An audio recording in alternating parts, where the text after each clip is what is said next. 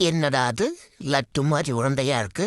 Taste தான் சரியில்லை. சரி, மெதுவா உருட்டுவோம். வேகமா தலைனா அப்புறம் இந்த பந்தை தேடி கூகுள் மேப் தான் போடணும். சிப்பாடே, உருட்டுனது போதும். இந்த உருட்டுனதுக்கு பதிலா ஒரு 4 உருண்டை கபாலச்சாறு உருட்டி போட்டா சாப்பிட்டு போய் ஓரமா நிம்மதியா தூங்குவேன். அட போங்கடா, நீங்களும் உங்க கால்பந்து. வாடா பப்ளி, ஒரு ரவுண்ட் போயிட்டு வரலாம். ஏய், நான் என்ன நாய்க்குட்டியடா கூப்பிட்ட உடனே வாலாட்டிட்டு வர்றதுக்கு?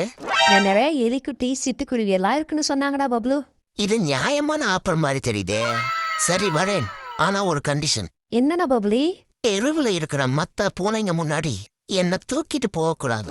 பிகாஸ் என் இமேஜ் போயிடும். சரி, போன கண்டா என்னடா பண்ற? இன்னும் வீட்டுக்கு வராம அந்த மொட்டை வாழு முக்கப்பங்கூட சேர்ந்துட்டு குப்பை தொட்டியில எலும்பு பொறுக்க போயிட்டியா?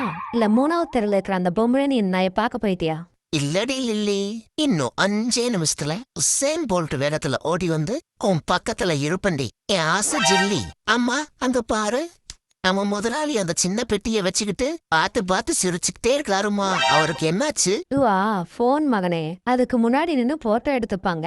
அதுக்கு பேர் என்னமோ செல்பியாம். நம்மெல்லாம் ஒரு வாழைப்பழத்தை கண்டா உடனே உரிச்சு சாப்பிட்டு சந்தோஷமா இருப்போம். அவரு அந்த பழத்தோட 10 போட்டோ எடுத்து யாருக்கோ அனுப்பிட்டு அப்புறம் சாப்பிடுறாரு. அதுக்குள்ள பழமே கருத்து போயிடுது. பாரம்மா, பக்கத்துல கிழங்குல கூட பார்க்காம அந்த பெட்டியை வச்சு தேய்ச்சிக்கிட்டே இருக்காரு.